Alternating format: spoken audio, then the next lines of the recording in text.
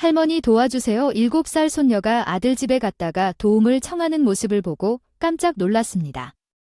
그녀는 방 안에 묶여 있었습니다. 급하게 안아준 손주의 몸은 말랐습니다. 부모님은 어디 계시나요? 그들이 나를 가두었습니다. 여행을 갔을 뿐만 아니라 3일 동안 아무것도 먹지도 마시지도 못했다. 나는 가방에서 차를 마시고 카라멜을 입에 넣은 다음 급히 구급차를 불렀다. 손녀는 내 품에 안겨 안도하며 눈을 감았다. 끔찍한 짓을 한 건 용서할 수 없어 무기력한 손녀 대신 아들, 며느리를 지옥에 보내기로 했다. 낸시입니다. 62세 24시간 슈퍼마켓에서 아르바이트를 하고 있습니다. 일주일에 4일 정도 남편이 5년 전에 세상을 떠났기 때문에 혼자 살고 있습니다. 남편이 유산을 남겨주었기 때문에 생계에 어려움을 겪고 있지는 않지만 아직 건강할 때 일하고 싶었습니다. 아들 마이클이 결혼한 지 8년이 되었습니다.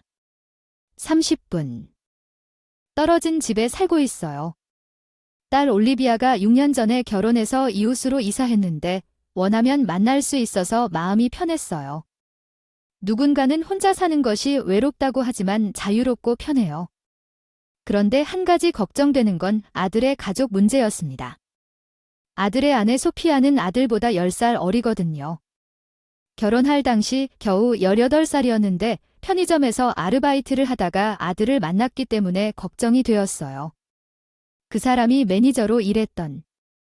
처음 인사하러 왔을 때 놀랐어요. 오, 마이클 엄마예요. 꽤 어리시네요. 저는 소피아예요. 만나서 반가워요. 응, 꽤 어려. 오, 만나서 반가워요. 난 낸시예요. 그나저나 좋은 사람 같은데 용돈 좀 줄 수 있니? 마이클 좀 달라고 해줄 수 있나요? 소피아의 화려한 화장과 유치한 행동은 물론이고 예의 바르게 말도 못하고 심지어 돈을 구걸하는 소피아의 모습이 불안했어요.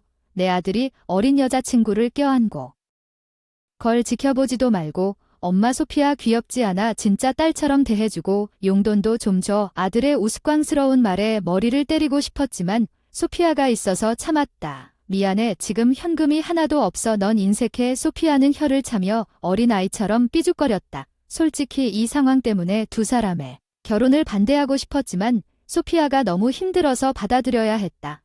이미 마이클의 아이를 임신하고 있어서 소피아는 어리지만 엄마가 되면 좀 책임감을 갖게 될 거라 생각했는데 결혼 후 며느리가 심한 입덧 등 여러 가지 이유를 대기 시작하면서 기대는 무너졌습니다. 나한테 그 사람을 위해 일을 해달라고 하기엔 기분이 부담스러워. 안녕 낸시, 나 속이 메스꺼워. 그러니 쇼핑 가서 저녁 좀 만들어줄래? 스테이크 먹고 싶은데 넌 메스꺼운데 고기 먹고 싶어. 안녕아, 마이클을 위한 거야. 난 한 개만 먹을게. 아, 그리고 맛있는 아이스크림이라도 사줄 수 있다면 그 사람이 나를 어떻게 생각하는지 모르겠어요. 불평하고 싶었지만 그 말도 안 되는 요구에 할 말이 없었고 게다가 소피아가 나에게 돈을 좀 달라고 했어요. 아들 수입이 낮아서 만족스러운 삶을 살지 못했기 때문에 마이클과 상담할 때 매달 $300, $50 정도 줬어요. 네, 그렇죠. 요즘 가게 장사가 안 좋아서 월급이 줄었어요. 매달 감사드려요. 지지 고마워 엄마. 우리가 잘 보살펴줄게. 노년 이야기는 신경 쓰지 않았지만 소피아가 말한 것처럼 내 아들과 며느리가 재정적으로 어려움을 겪고 있는 건 사실이었다. 소피아가 임신한 몸으로 일하기가 어렵습니다. $350는 제 알바 월급이었지만 어쩔 수 없었어요. 우리는 가족이라 어려울 때 서로 도와야 하죠. 소피아 부모님은 멀리 사셨고 그녀는 아직까지 어려서 그렇게 생각하고 부탁을 받아들였으나 내 마음이 전달되지 않았다. 이기적인 며느리와 나눈 뒤 아들과 며느리가 그런 일을 일으킬 줄은 몰랐다. 점점 더 답답해졌지만 소피아의 임신은 순조롭게 진행되어 귀여운 딸아이를 낳았습니다. 이름은 미아였습니다. 소피아 수고했어요. 정말 귀여운 딸이에요. 막 출산한 소피아에게 말했는데 깜짝 놀랐어요. 의외의 반응에 전혀 귀엽지 않아. 나 같지 않고 눈도 작고 못생겼고 너랑 꼭 닮았어. 낸시, 내 귀를 믿을 수가 없었어. 어떻게 자기 아이에 대해 그런 할 수 있니? 그 얼굴 지금은 갓 태어나서 좀 부어있지만 금방 가라앉을 거예요. 이목구비도 예쁘고 너랑도 닮았어. 소피아야, 아줌마 이 못난 아기가 나랑 닮았다고 하는 거야. 내 며느리 보고 깜짝 놀랐어. 갑자기 화를 내더니 아들이 그녀의 말에 동의하기 시작했어요. 그녀는 엄마처럼 생겼어요. 그녀가 더 아름다운 소피아처럼 보였으면 좋겠어요. 그들의 말에 화가 났지만 소피아가 이제 막 출산을 했기 감정이 불안정하기를 바랄 수밖에 없었습니다. 결국 아기의 귀여움을 깨닫게 되리라 소피아는 미아가 한 줌도 안 되는 나에게 계속 뭔가를 해달라고 부탁했다. 한편 내 손녀는 순수하고 건강하게 자라 2살 때부터 말하기 시작했다. 할머니 사랑한다. 너무 행복했던 기억이 난다. 할머니도 미아를 사랑한다고 하셔서 울었다고. 넌 소중한 보물이야. 미아는 순수하고 순종적이어서 내가 보기엔 키우기 쉬운 아이 같았는데 소피아는 얀미아에게 감정을 쏟는 모든 꾸짖었다. 조용히 울지마. TV 소리 안 들려. 소피아 어쩌면 미아가 엄마한테 위로받고 싶어서 울고 있는 것 같아. 걔랑 놀아주는 게 어때? 걔는 내 아이라서 어떻게 해야 할지 말하지 마. 소피아 키운 늙은이 TV 볼륨을 돌리는 동안 그녀의 목소리와 얼룩나는 그녀의 잘못된 양육이 걱정되어 쉬는 날과 퇴근 후에 아들 집에서 손녀를 돌보았지만 소피아는 나를 불쾌한 눈으로 바라보기 시작했습니다. 미아가 되고 한 줌도 안 되는 존재가 되자 소피아는 나를 피하기 시작했다. 어느 날 나는 슈퍼 기념품으로 맛있는 과자를 들고 아들 집에 가서 미아에게 먹여주려고 했지만 아무도 대답하지 않았다. 인터폰을 해서 버튼을 여러 번 눌렀는데 갑자기 문이 열리더니 새빨간 얼굴로 소피아가 나왔다. 화나네. 짜증나서 피하는 거 모르냐. 내가 여기 오는 게 싫어. 너 때문에 그런 거야. 미아는 나보다 너에게 더 가깝다. 귀찮아. 마이클은 소피아 뒤에 있었고 그도 나를 피하고 있었어. 엄마는 그만 괴롭혀. 소피아 안타깝지 않니? 더 이상 여기 오지 마세요. 하지만 미아는 어쩌죠? 그녀를 위해 여기 있으니 걱정하지 마세요. 손녀가 걱정되었지만 그녀의 부모님과 논쟁할 수 없었습니다. 아들 집 방문을 포기할 수밖에 없었습니다. 남자 이름 방문을 거부했지만 뻔뻔한 요청을 했습니다. 생활비가 부족해요. 매달 나에게 계속 돈을 보내줄 수 있나요? 그 돈으로 미아를 위해 맛있는 음식과 아름다운 옷을 사주려고 하는 줄 알았습니다. 나는 그녀와 함께 있지 못하더라도 미아를 위해 쓰일 줄 알았기 때문에 계속해서 돈을 보냈는데 지금 돌이켜보면 아들이 아무리 싫어해도 계속 아들 집에 찾아갔어야 했는데 그랬더라면 미아가 7살이 되었을 때 이렇게 되지는 않았을 텐데 끔찍한 사건이 일어나기도 했을 텐데 새벽 5시 이전에 출근해서 아들 집 앞을 지날 때면 우리가 한가한 시간인데도 3일 연속 불이 켜져 있었다. 의심이 들어서 다음날 현관문을 열고 아들 집을 방문했다.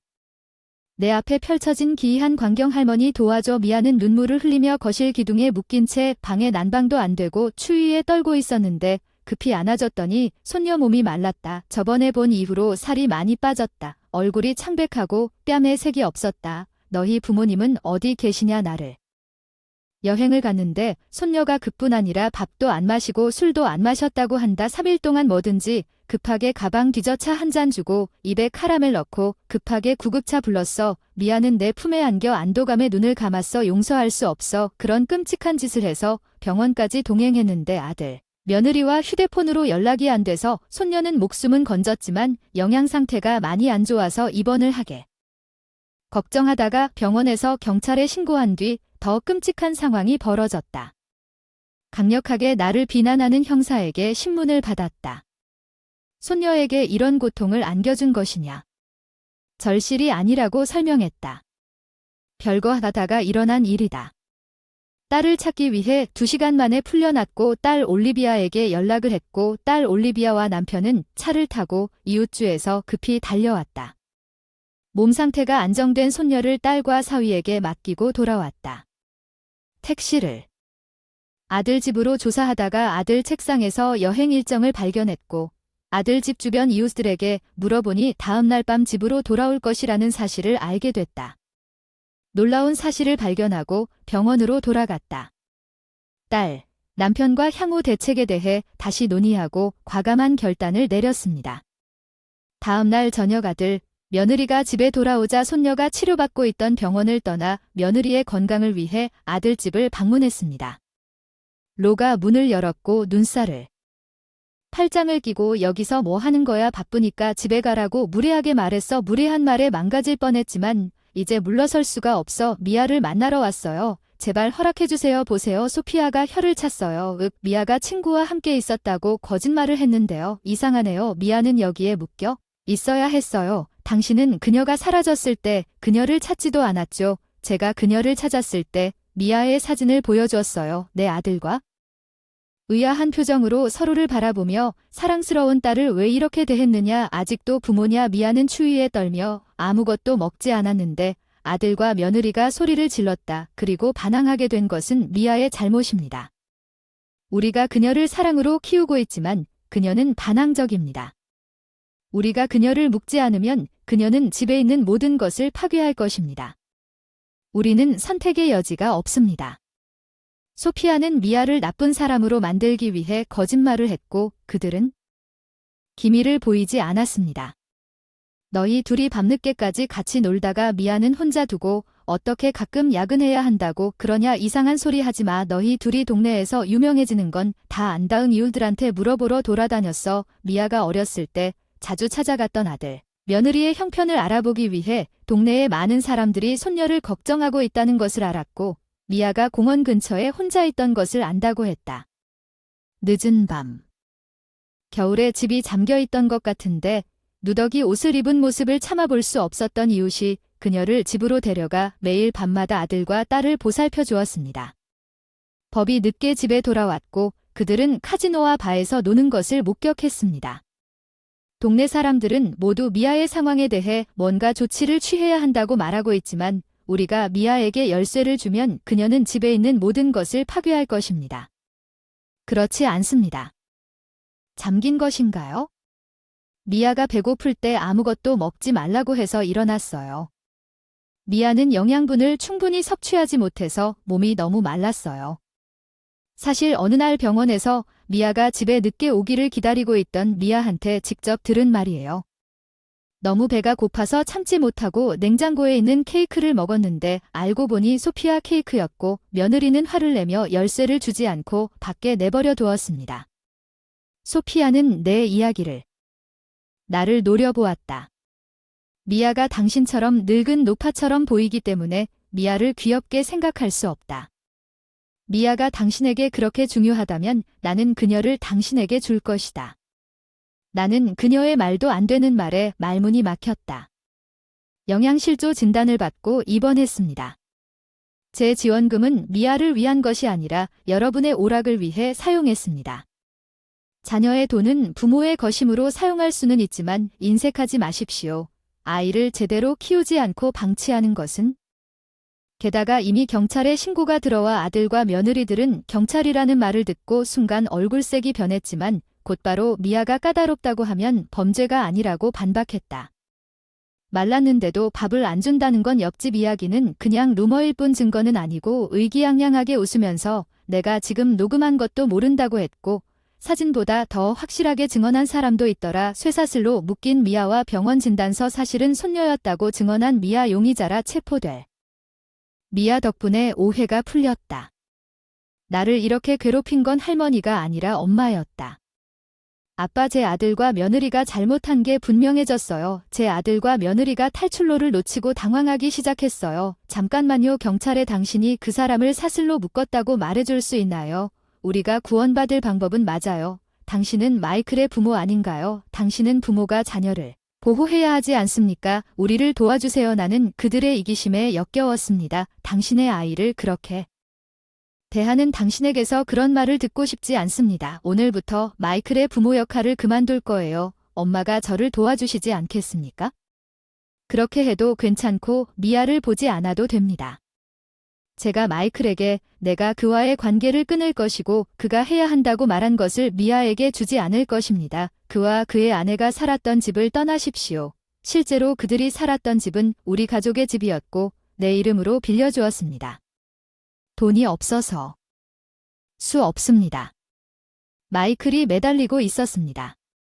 나한테 사과하고 용서해달라고 차갑게 말했는데 엉뚱한 사람한테 사과하는 거고 미아는 더 이상 보고 싶지 않다고 한다. 아이가 부모를 포기하는 게 너무 슬프다. 손녀 생각에 눈물을 참았다. 그 사람들 앞에서 울지 않겠다는 마음. 그 순간 경찰이 도착했다. 나는 이미 아들과 며느리가 집에 돌아올 시간을 경찰에 알렸고 울며 소리 지르며 끌려가는 것을 지켜보았다. 경찰 조사. 차갑게도 중상해로 유죄 판결이 나고 동네에 소문이 퍼져 TV에 널리 보도됐다. 아들의 이름과 얼굴이 대중에게 노출돼 직장을 잃고 생활이 파탄나고 지금은 거리에서 생활하고 있다. 소피아는 사라졌는데 밤에 도시에서 일당을 받고 있다는 소문을 들었습니다. 미아는 나에게 잡혀갔고 아들과 며느리는 미아에 대한 보상금과 양육비로 10만 달러의 소송을 당했습니다. 내가 가지고 있던 집을 팔았습니다. 아들과 내 집 빌려주고 딸네 집 근처에 콘도 사서 함께 이사한 아이 없는 딸과 그 남편은 미아를 사랑해요. 이 평화롭고 행복한 날들이 영원히 계속되길 바라요. 이 이야기는 어떠셨나요? 채널 구독 부탁드려요. 다음 영상에서 시어머니가 보낸 편지는 무슨 일이 있어도 아들이 알지 못하게 해주세요로 시작됩니다. 편지는 제가 결혼한 이후로 시어머니가 항상 저를 괴롭혔던 그녀가 세상을 떠난 지 일주일 후에 도착했습니다. 그녀의 아들 그녀가 지금 왜 나와 거래를 하고 궁금했지만 읽으면서 그녀의 예상치 못한 진심을 발견했고 동봉된 열쇠가 표시된 금고를 열었을 때 믿을 수 없을 만큼 충격을 받았습니다. 저는 35세 직장인 에이미입니다. 나이 많은 친구들과 동료들이 뒤처진 기분으로 연달아 결혼을 시작하면서 친구의 소개로 제이슨을 소개받았고 바로 HD를 하게 됐다. 취미를 공유하며 열정적인 접근으로 결속력을 다졌고 빨리 결혼을 결심했다. 제이슨은 부모님과 함께 살고 있었지만 그분이 이사 오시고 순조롭게 결혼 생활이 시작됐어요. 둘 다 일을 해서 바쁜 업무에도 불구하고 집안일과 생활비를 균등하게 분담하고 있어요. 매일 저녁 함께 저녁을 먹는 시간이 제게는 위안이 되었어요. 그런데 당신은요? 다음 주 토요일아. 내 엄마 얘기야. 그 얘기가 나온 순간 식사의 따뜻함이 순식간에 사라지는 것 같았어. 분위기가 갑자기 차가워진 것 같았어. 제이슨이 즉시 눈썹을 찌푸리면서 미안해 내가 엄마를 하려는 의도는 아니었어요. 걱정하지 마세요. 제이슨은 차분한 표정을 지으며 속으로 깊은 한숨을 쉬지 않을 수 없었습니다. 부모님 집이 근처에 있고 아버지는 결혼 전에 돌아가시고 어머니는 살아 계십니다.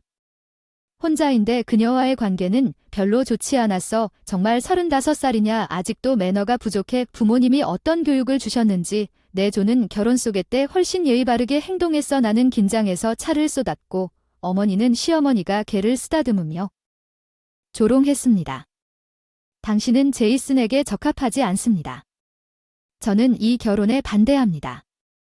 그녀는 저에게 절망감을 안겨주었습니다. 하지만 제이슨은 엄마가 무슨 말을 해도 저는 그녀와 결혼하겠다고 말했습니다. 나는 에이미를 사랑합니다. 그는 그의 앞에서 대담하게 선언했습니다.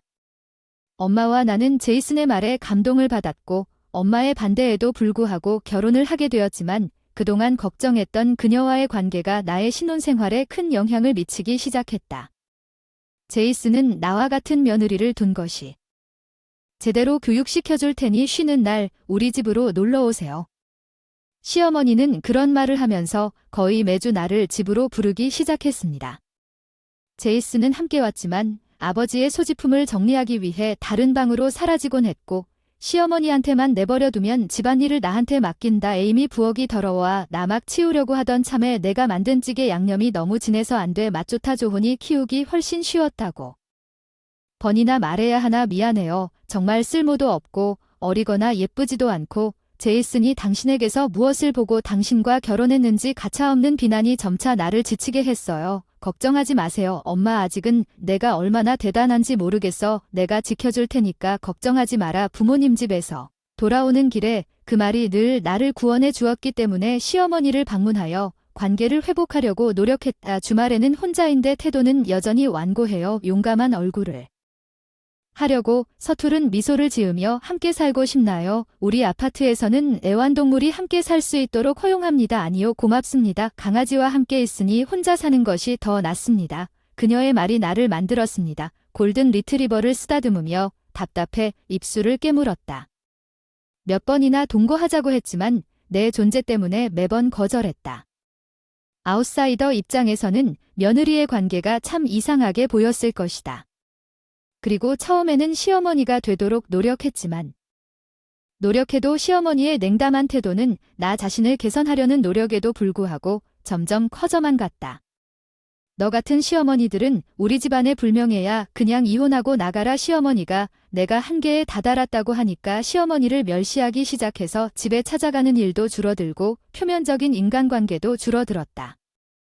그런데 결혼한 지 3개월이 지나고 시어머니와의 관계가 이제 이해가 됐다고 생각했을 때 남편의 태도가 바뀌기 시작했어요. 젠장 왜 항상 나만 그런 걸까요? 직장에서 겪고 있는 것 같았어요. 그는 왠지 상사와 통화를 끊은지 어느 날 나와 집 주변의 것들에 대한 불만을 토로하기 시작했다. 그는 갑자기 우리가 데이트할 때 함께 사온 머그잔을 바닥에 내리쳐 큰 소리를 내며 산산조각이 났다. 부서진 조각들을 주었는데 어쩔 수 없이 한숨이 나와 왜 이런 일이 일어나야만 했는지, 요즘 그 착한 사람은 어디 있는지, 요즘 제이슨의 폭언은 일상이. 그의 행동을 처음 목격했을 때 나는 두려움에 마비되어 아무것도 할 수 없었다. 데이트 중에 구입한 오르골을 옮기기 위해 $700짜리 바카라 안경이 부서졌지만 집에서 쫓겨나기 전에 그 사람의 행동에 대해 그 사람과 대면했을 때 제이슨이 문을 열 때까지 기다려야 했기 때문에 아무 말도 할 수 없었습니다. 그 사람이 쾅 닫아버린 문을 두드리며 그 순간의 두려움이 남아서 그냥 폭풍이. 때까지 묵묵히 버텼지 뭐. 재미없네. 난 김 좀 빼려고 쇼핑하러 갈 거야. 잠깐 너 또 나가잖아. 어제도 안 갔고 전날에도 닥치지마. 맨날 잔소리 좀 그만해. 그런데 이번 달 생활비도 안 줬는데 그 사람이 학원에서 주던 월급마저도 오래전에 써버렸잖아. 우리 결혼의 시작은 이제 디자이너 상품을 수집하는 취미에 전적으로 소비되었고 제이슨은 부모님에게 버릇없기 전에 부모님과 함께 살았고 결혼 후에는 재정적 책임감이 때문에 우리의 재정은 위태로운 상태에 놓였습니다.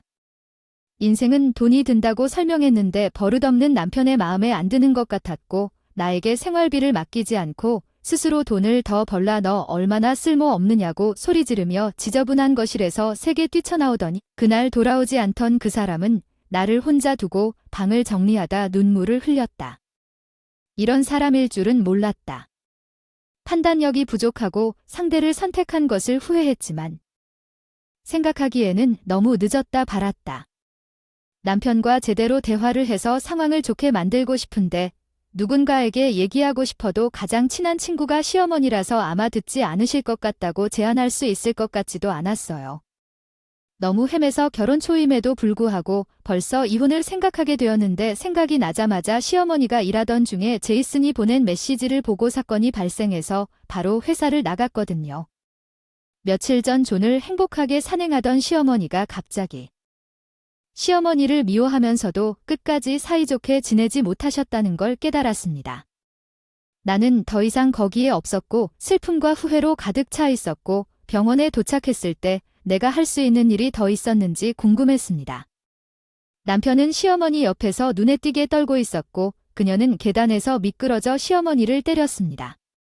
갑작스러운 일로 아무것도 할 수 없게 되어 당황한 제이슨 대신에 머리를 써서 그녀를 죽게 하고 장례 준비를 나에게 맡긴 대신 나는 제이슨과 그 모두를 위한 속죄의 일환으로 장례식을 준비하는 책임을 맡았다. 돌아가신 시어머니 장례날 밤을 지새우며 쉬지 않고 일했고 제이슨은 장례 때 추도문만 했을 뿐이고 스님의 틈에 간헐적으로 졸고 있는 것 같으면서도 외가 친척들과 쓸데없는 잡담을 했다. 시어머니와의 이상한 관계를 언급하다 보니 주변의 차가운 시선을 견디며 시어머니께 제대로 작별 인사를 하지 못한 채 괴로운 시간을 보내다가 다음 날 법의 장례식 이혼 아직도 시어머니의 죽음을 받아들이지 못하는 것은 남편이 갑자기 나에게 이혼 서류를 건넸습니다. 돈 때문에 당신과 결혼했을 뿐입니다. 에이미 그런데 이제 엄마의 상속 재산이 들어오니까 더 이상 당신이 필요하지 않습니다.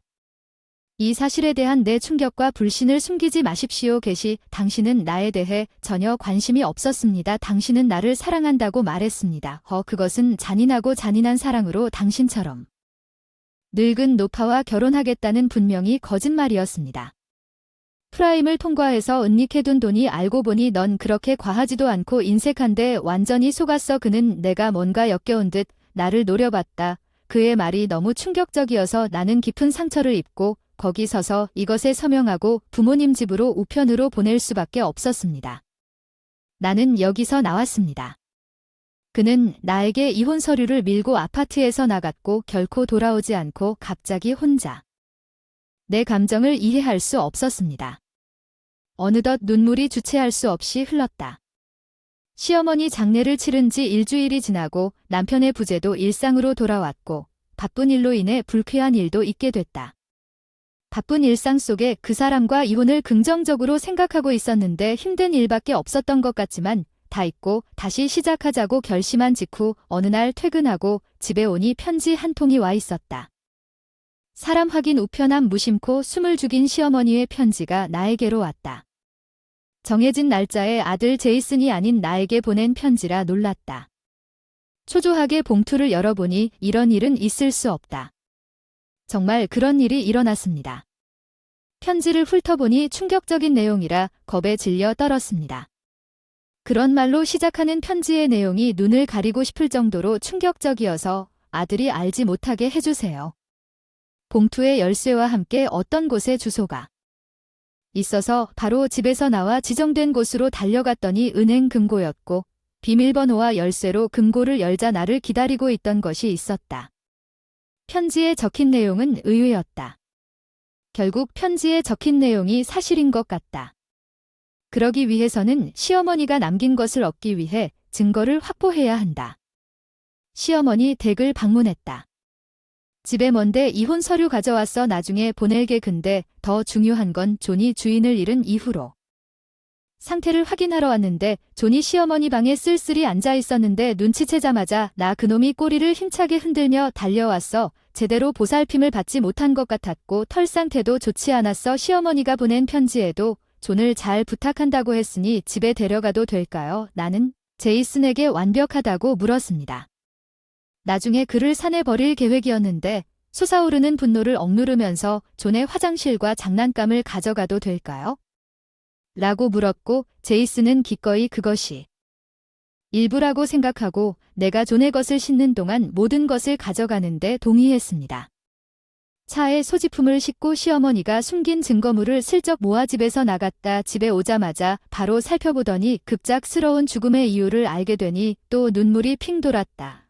아, 답답하다 그랬어야 했어. 분노로 흔들리는 당신의 불만을 반드시 변호할 것입니다. 모든 준비를 마친 후 이틀 후 책임자에게 정의를 전달하겠다고 마음속으로 다짐했습니다. 장례식이 너무 늦었음에도 불구하고 남편을 아파트로 불렀습니다. 제이슨이 도착했습니다. 화려한 디자이너 옷과 한 번도 본 적 없는 비싸 보이는 액세서리를 입고 내가 물어본 건 어디서 났어? 엄마가 저축한 거야. 그 말이 내 안에 분노를 불러일으켰는데 장례식에 미리 지불한 돈은 어쩌고 비용은 내 책임 안에 제이슨이 한 푼도 기부할 생각이 없이 분명히 웃었다. 나는 용기를 내어 진실을 대면했다. 내 어머니로부터 편지를 받았는데 거기에는 은행 금고 열쇠가 들어있었어. 갑자기 안에 무엇이 있었는지 맞춰봐. 제이슨의 거만한 태도는 사라지고 걱정하는 표정으로 바뀌었다. 말도 안 돼. 이제 따라잡는구나. 핸드폰을 꺼내서 금고 안에 있던 사진을 보여줬어. 젠장 거기가 있었어. 계속 찾아다녔어. 사실 상자에는 증서와 주식을 포함하여 가족 재산과 관련된 문서가 포함되어 있습니다.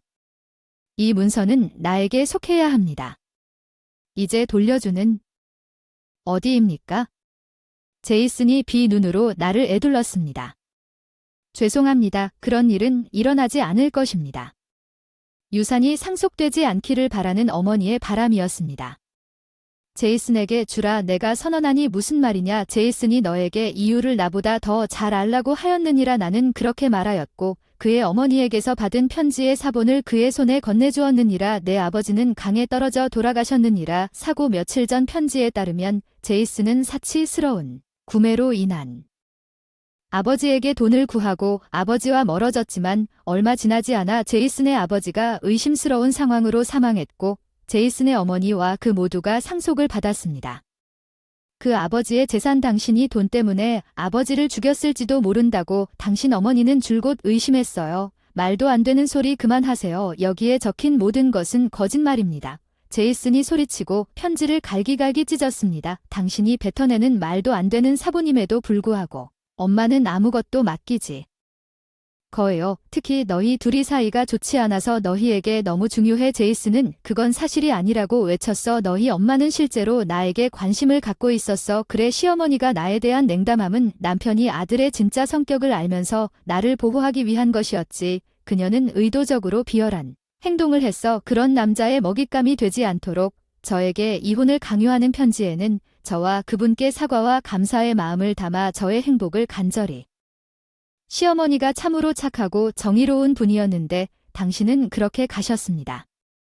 상속을 위해 그녀에게 해를 끼치기 위해 내 눈에는 주체할 수 없이 눈물이 흘렀지만 남편은 나를 차가운 눈으로 바라보며 옅은 미소를 지었다. 뭔 소리야? 안타깝지만 사실이야. 우리 시어머니 카메라에 담긴 영상 법률이 남겨졌습니다는 바로 여기에 있습니다. 편지에 적힌 대로 증거를 입수했다고 밝혔습니다. 제이슨은 아버지의 유산을 다 써버리고 어머니가 집 비디오 카메라를 숨겨놓겠다는 위협을 느끼며 어머니에게 돈을 요구하기 시작했습니다. 존을 데리러 갔을 때 영상을 확인해보니 둘 사이에 격렬한 논쟁이 있었고 제이슨이 어머니를 계단 아래로 밀어내며 어머니가 자비를 구하자 제이슨이 계속해서 어머니의 머리를 바닥에 내리치는 끔찍한 장면이 나오자 충격을 받았습니다. 그녀가 돌아가자 그는 싱긋 웃었다. 나는 당신이 한 일을 결코 용서할 수 없지만 경찰에 가기 전에 당신의 말을 했습니다. 당신도 당신의 아버지를 죽였습니까? 모든 증거가 비디오에 있다는 것을 알고 제이슨은 그의 무서운 성격을 풀고 나를 노려보았습니다. 악마 같은 표정. 하하응. 아빠를 강에 밀어넣었어. 넌 다 인정해. 응. 둘 다 했는데 경찰에 잡히진 않아. 이제 금고 열쇠와 카메라에 담긴 증거를 줘. 아니, 그게 우리 엄마야. 법이 목숨을 걸고 남겨두려고 했는데 왜 내가 그걸 너한테 주겠니? 하하. 그럼 나중에 내가 찾을 때까지 조용히 해줄게. 희미한 미소를 지으며 나한테 다가왔어. 그만해. 더 이상 범죄를 저지르지 마. 닥쳐. 갑자기 나를 붙잡았어. 뒤에서 질식해서 지옥으로 가는데 갑자기 존이 날 풀어주려고 그에게 태클을 걸었어. 존 고마워요. 제이슨이 비틀거리며 일어서자 방 구석에서 골프채를 움켜쥐었지만 밖에서 희미한 사이렌 소리가 들렸어요. 경찰은 당신이 방금 자백한 모든 것을 들었습니다. 실제로 그 사람이 앉는 동안 내 휴대전화를 보여주겠다고 했습니다. 911에 전화를 걸고 내내 스마트폰에 전화를 연결해 두었습니다. 갑자기 남편이 허세를 모두 잃어 골프 클럽을 떨어뜨리고 넘어졌습니다. 무릎을 꿇고 얼굴이 창백해진다. 에임이 실수였다고 전해주세요. 부모님의 목숨을 앗아간 다음엔 내 인생이 끝날 것 같아요. 이제 후회하기엔 너무 늦었어요. 게다가 이 방에도 몰래 카메라를 몰래 설치했어요. 나 증거로 경찰에 넘겨줄게. 아니, 드디어 돈을 넣었다. 잡히기 싫다. 그 사람은 말썽쟁이 어린애처럼 큰 소리로 울기 시작했지만 그런 광경은 공감할 수 없어서 다 넘겨버렸다. 증거와 제 남편을 경찰에 신고하고 제이슨의 일련의 범죄가 확인된 후 그들이 제이앤과 함께 떠나는 것을 지켜봤고 제이슨은 감옥에 갔으며 다시는 나오지 않을 것입니다. 우리의 이혼은 순조롭게 진행되었으며 나는 장례비로 $30,000를 보상금으로 청구했습니다. 금고에서 발견된 유언장에 따라 변호사를 통해 시어머니에게 선불금을 만나요.